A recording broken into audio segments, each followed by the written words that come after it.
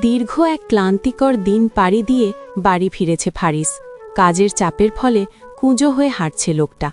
মনে হচ্ছে এখনও সেই দায়িত্ব কাঁধে নিয়ে ঘুরছে। চৌধুরী কোম্পানি ছেড়ে পুরো দমে ব্ল্যাক ভেলে মনোনিবেশ করেছে সে। স্যারের ন্যাওটা সবুজও তার লেজ ধরে গিয়ে উঠেছে ব্ল্যাক ভেলে। শিখার সেক্রেটারির পদটি আলেয়াকে দেয়া হয়েছে। মেয়ে হলেও তাদের কর্মদক্ষতা ছেলেদের মতোই। ফারিস ক্লান্ত দেহখানা টেনে দোতলায় তাদের শয়নকক্ষে এল। কাজের চাপটা বোধহয় আজ একটু বেশিই ছিল, তাই চোয়াল ঝুলে আছে তার। সে সোজা রুমে ঢুকে ব্লেজার খুলতে উদ্বুদ্ধ হল।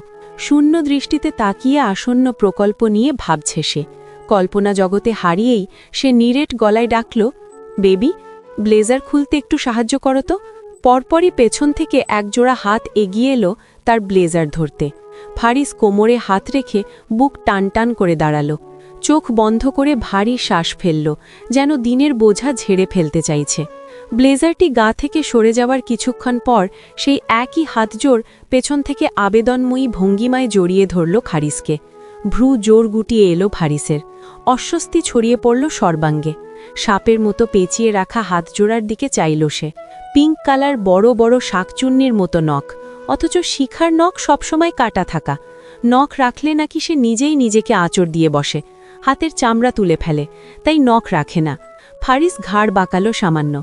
মেয়েলি তীব্র পারফিউমের ঘ্রাণ নাক হতে মস্তিষ্কে ঢুকে মস্তিষ্কের শিরা টানটান করে তুলল। এত ঝাঝালো গন্ধ! পেছনের মানুষটি দেখে ধাক্কা লাগল ফারিসের। সে তৎক্ষণাৎ হাতের বাঁধন থেকে ছুটে ছিটকে দূরে সরে গেল। What the hell! সামনে দাঁড়িয়ে থাকা অর্ধনগ্ন রিধির দিকে তাকিয়ে থাকতে পারল না ফারিস। চোয়াল মুচড়ে এলো তার। সে ঘাড় ফেরালো পাশে। ভেতরে কিছু একটা বুদবুদ করছে, আগ্নেয়গিরির মতো কিছু। তোমার সাহস হলো কি করে আমাকে স্পর্শ করার? মোহময় ভঙ্গিতে নাইট গাউনের লেস ধরে টানতে লাগল রিধি। সে ফারিসের কথা উত্তর দিল না, উল্টো বলল, আই লাভ ইউ। অনিচ্ছা সত্ত্বেও ফারিসের চোখ ঘুরে গেল রিধির দেখে। মাথায় যেন আকাশ ভেঙে পড়ল তার। Are you kidding? I am serious. I am married. I have no problem, but I have. Riddhi মুচকি হাসল। হেলে দুলে এগোলো ফারিসের দিকে। তার সামনে দাঁড়িয়ে শার্টের বোতাম গোল গোল ঘোরাতে লাগল। দেখো, কেউ জানতে পারবে না, তুমি, আমি আর একটা রাত। রিধির বিকৃত ইঙ্গিতে মস্তিষ্কের নিউরন শুদ্ধ জ্বলে উঠল ফারিসের। শিখার সাথে প্রতারণা করার থেকে নিজের জান দিয়ে দেবে সে। তবুও আগে যা করেছে তা পুনরাবৃত্তি করবে না। ন্যূনতম কষ্ট সে দিতে পারবে না শিখাকে। ফারিস মেজাজ হারিয়ে রিধিকে ধাক্কা দিয়ে বসল। আকস্মিক ঘটনায় খেই হারিয়ে পিছলে পড়ে যেতে লাগল রিধি। পেছনে কাঠের বুকশেলফ, সেটার সাথে মাথায় আঘাত লাগবে বুঝতে পারল ফারিস। এমনটা হলে বড় গণ্ডগোল বেঁধে যাবে। না চাইতেও রিধিকে সামলাতে হলো ফারিসের। সিনেম্যাটিক স্টাইলে কোমর পেঁচিয়ে ধরল। আর সাথে সাথেই রুমে ঢুকল শিখা। পরীকে ফিটার খাওয়াচ্ছে। দুই মা মেয়ের মুখে হাসি। কিন্তু যেই মুহূর্তে ফারিস ও রিধির উপর চোখ পড়ল শিখার, সেই হাসি মিলিয়ে গেল আকাশে বাতাসে। তার জায়গায় ভর করল একরাশ অস্বস্তি, ভয়, আতঙ্ক। শিখার চোখে অশ্রু ভেসে উঠল। তাকে দেখে আঁতকে উঠল ফারিস। ছেড়ে দিল তৎক্ষণাৎ। মেয়েটি মেঝেতে আছড়ে পড়ল। ফারিস থতমত অবস্থায় এগিয়ে এলো শিখার কাছে। তাকে ছুঁতে চাইল। আমার কথাটা শোনা। শিখা শুনল না। নিজের দুর্বলতা লুকোতে তৎক্ষণাৎ ত্যাগ করল রুম। ফারিসের ভেতরটা মোচড় দিয়ে উঠল। সে মৃত্যু দৃষ্টিতে তাকালো রিধির দিক। পরপর দ্রুত পিছু করল শিখার। প্রথমবারের মতো দিন দুনিয়ার খেয়ার ভুলে ভরা সমাগমে কেঁদে ফেলল শিখা। পরি বুঝতে পারছে না কি হচ্ছে। সে বানর ছানার মতো মায়ের বুকে লেপ্টে আছে। লিভিং রুমে তখন কিছু কিছু সদস্য উপস্থিত। শিখাকে হুড়মুড় করে নামতে দেখে ও ফারিসকে তার পিছু পিছু ডাকতে ডাকতে ছুটতে দেখে আফজাল চৌধুরী ও সিফাত সাহেব তাকালেন। সিঁড়ি বেয়ে নিচে নামামাত্র ফারিস শিখার হাতের কবজি চেপে ধরল। চোখের পলকে সেই হাত ফারিসের মুঠো ছাড়িয়ে গালে আছড়ে পড়ল। তীব্র এক চরের আওয়াজ প্রতিধ্বনিত হতে লাগল বাড়ির বদ্ধ চার দেওয়ালে। আফজাল চৌধুরী সিফাত সাহেব হতবাক হয়ে উঠে দাঁড়ালেন। রিধি গুটি গুটি পায়ে বেরিয়ে এসেছে। সে গিয়ে সিফাত সাহেবের পাশে দাঁড়াল। শিখা ঘটনা ব্যাখ্যা না করেই বাজ পড়ার মতো আবদার করে বসল। আমি ডিভোর্স দিতে চাই ওকে। আফজাল চৌধুরী বললেন, কি বলছিস? যা শুনেছ তাই। হৃদয়হীনের সাথে সংসার করা গেলেও চরিত্রহীনের সাথে সংসার করা যায় না। শিখার প্রতিটি বাক্য তীব্রভাবে ক্ষতবিক্ষত করছে ফারিসকে। তা তার মুখ দেখেই বোঝা যাচ্ছে। রিধি ভেতরে ভেতরে তটস্থ হয়ে পড়ল। পরিস্থিতি নিয়ন্ত্রণের বাইরে চলে যাচ্ছে সে বুঝতে পারছে। শিখা এবার হু হু করে কেঁদে উঠল। আফজাল চৌধুরী তাকে সোফায় নিয়ে বসালেন। পরীর জন্য পরিবেশ নিষিদ্ধ হয়ে উঠেছে।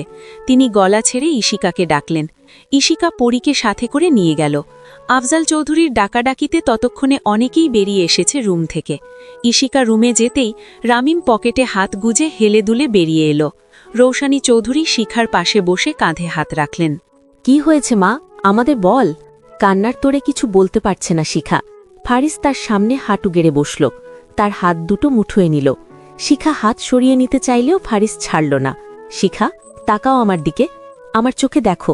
কোনো প্রতারণা, কোনো মিথ্যা দেখতে পাচ্ছ? আচ্ছা ছাড়ো, শুধু দেখো, তুমি ব্যতীত অন্য কাউকে দেখতে পাচ্ছ? শিখা চেঁচিয়ে উঠল। তোমার বাহুতে রিধিকে ব্যতীত আর কিছুই দেখতে পাচ্ছি না আমি। বিস্ময়ে সকলের চোয়ার ঝুলে গেল। রামিমের ভ্রু কিঞ্চিত বেঁকে গেল। রিধি ভাইয়ের দিকে তাকিয়ে কেঁপে উঠল। না, আজ বেশিই বাড়াবাড়ি করে ফেলেছে, যে কোনো সময়ের থেকে বেশি। এতটা আবেগে ভেসে যাওয়া ঠিক হয়নি। রামিম ফারিসের পাশে গিয়ে দাঁড়ালো। কি হয়েছে বলো তো? ফারিস শিখার দিকে তাকিয়ে রইল কিছুক্ষণ।